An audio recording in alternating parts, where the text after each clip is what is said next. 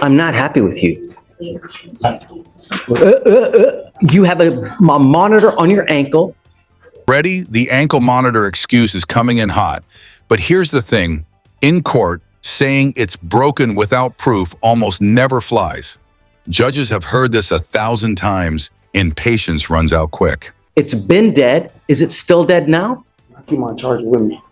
I keep it with me wherever I go. But my ankle monitor is messed up. They said it's malfunctioning, so sometimes. Felicia, tell me what's going on with Mr. McCallum now.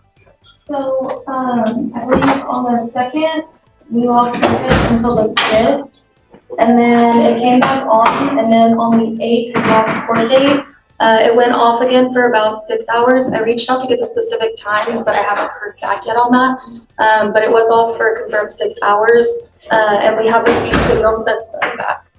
Yeah. And we send messages out to tell them to report 49 to have the device inspected as well, and if they have any issues with that, they're instructed very thoroughly to let us know.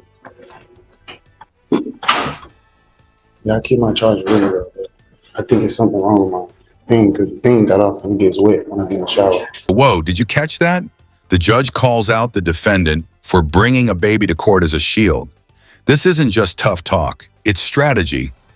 Judges want to make sure defendants aren't manipulating sympathy to avoid consequences. What do you think? Smart move by the defendant, or did it backfire instantly? You keep your charger on you, but you don't use the charger because it has gone dead over and over. And I don't care if you come here with a baby to try to save your ass from going into custody. I'm not trying to save him. I'm the only one that could watch him right now. What's going to happen if you go to jail? These are things that you think about when you're in the free world and when you have bond conditions. Because when you break the bond conditions, what happens to you? So I did call them and tell them that I think it's a malfunction with my team. They said they could see my signal and they give me. You repeatedly have the device that goes out. Notice how the judge zeroes in here.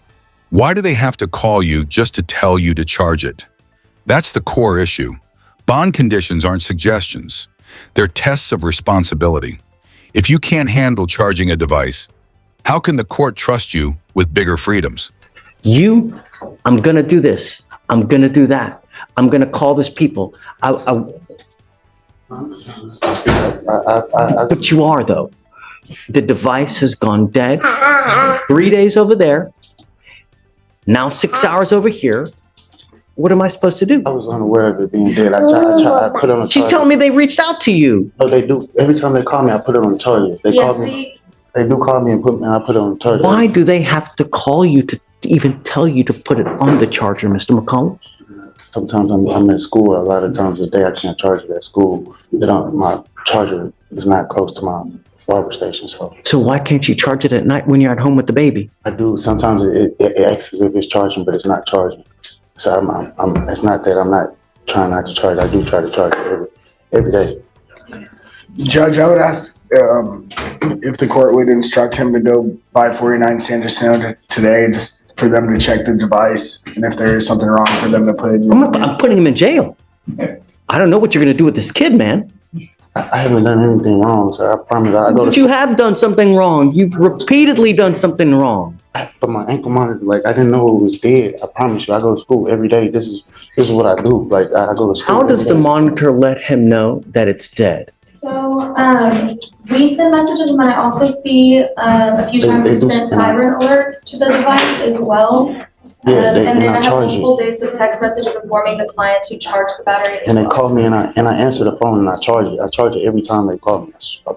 I'm not making no excuse. This is what I do. I go to school every day. The reality is, you tell me something, but the machine tells me something different, Mr. McCallum. That's the reality. Ask if we could get, can we get it inspected and get it checked out, please? Because I know it's not. That is what you're supposed to do at the first instance that there is a problem. I did call them, and it's on record. You calling has nothing. It doesn't do anything. You have to actually go down to the place. And there it is, the drug and alcohol test order. Classic move. When judges suspect a defendant's excuses aren't adding up, They often pivot to substance testing. It's a way of saying, if you're hiding something, I'll find it. High stakes moment. And have it serviced if it's malfunctioning. They told But me you don't. no malfunctions with it, sir. I promise. I called them. They told me there was no malfunctions because it was going off at first when I was at school one time. I said, "What's wrong with it?" I've never been on ankle monitor before, so I said, "What's wrong with it?" I called them. They said, "Do you have service to outlet?" I said, "No, but I can get." I went to a place next door to my school and I tried to charge, and they said they still not getting signal from me. They still weren't getting signal. So if we can get it changed or get it looked at least,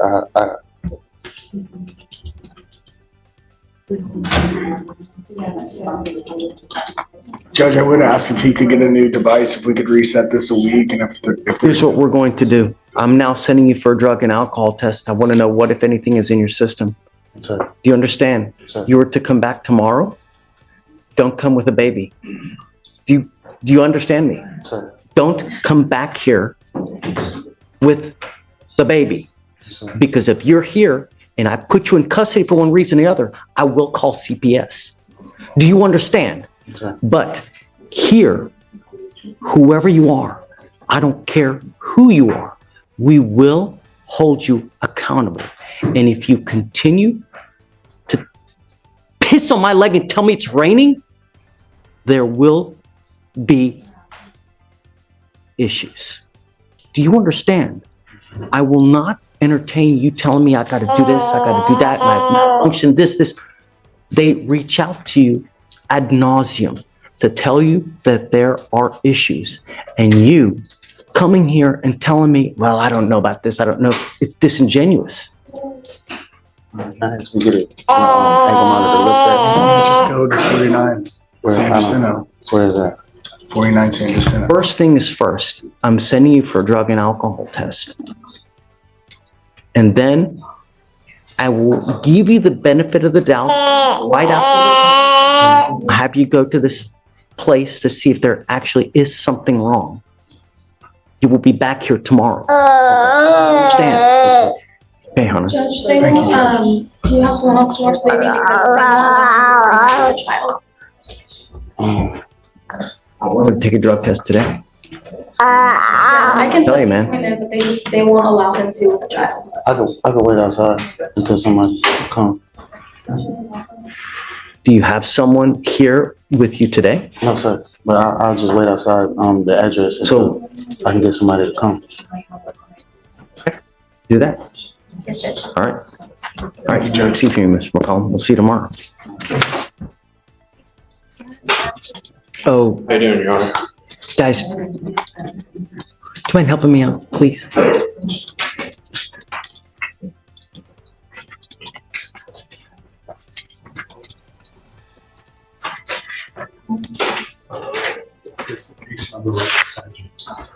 It's an open warrant. Mr. Brock, you were arrested and charged with tampering with a government record. You're facing up to a year in jail and or a $4,000 fine. Looks like you had court on Yes, sir. I missed because of school. I just forgot to last Friday. Why did you miss court? the school and it just slipped my mind. How old are you, sir? 17. How'd you get here? I drove. You're charged with tampering. You're facing up to a year. We're going to do probable cause. You have the right to remain silent. Anything you say can or will be used against you. You have the right to have an attorney present. If you cannot afford one will be appointed to you, sir.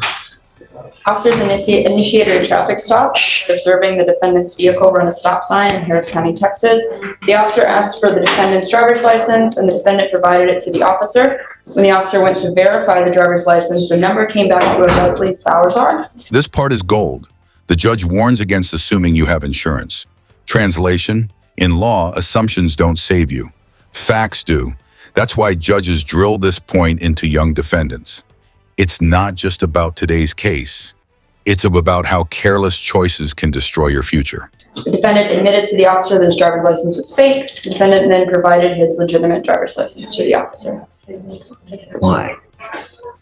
Don't say anything.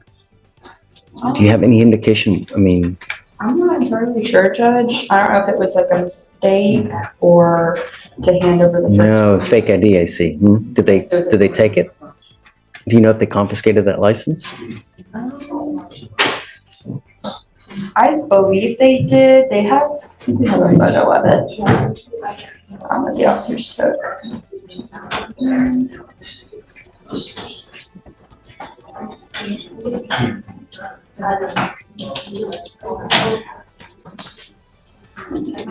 Well, she's taking, Mr. Brock, I'm going to find that there's probable cause to go forward with the case. Do you have a valid Texas driver license? Do you have valid liability insurance in your name?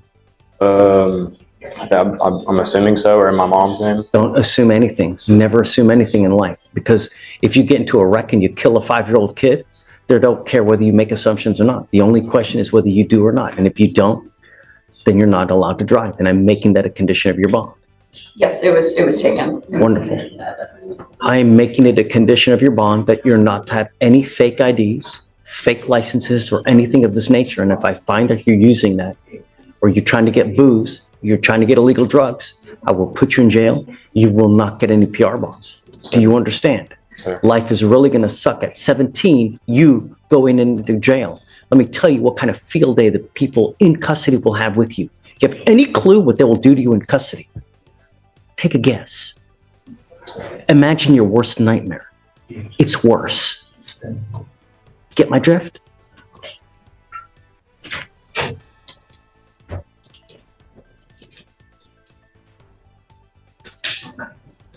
If I drug test you today, what are you going to test positive for? And beware that you're going to get tested. Anything else? I'm sending you for a test.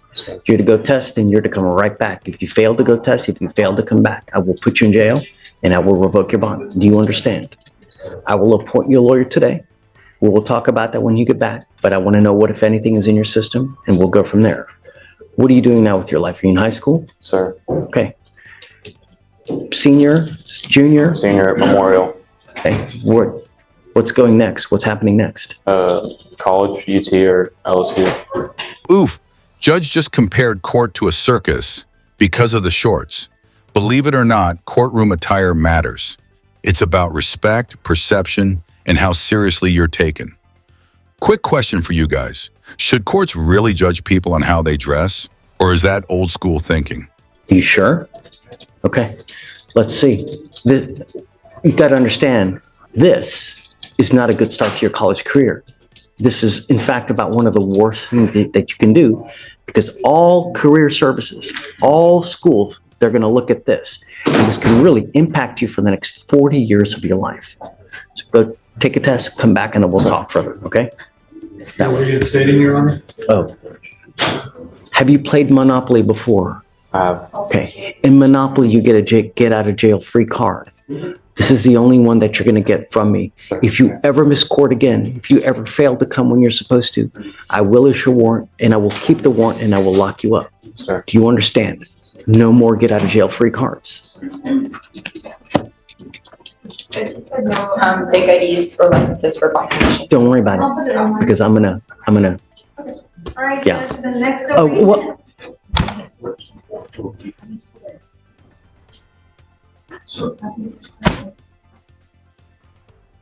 Did you think that you were coming to the beach today in shorts? Yeah, I'm sorry. I completely wasn't using my head.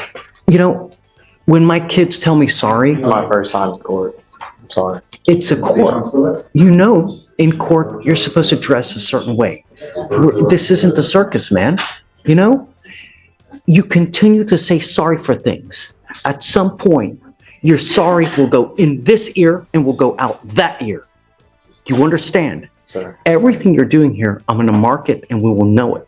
So that if you come in here and try to play this game again, I will put you on my name like a little child, and I'm going to spank you like a little child, but I will do it with a ton of jail time. Do you understand? Sir.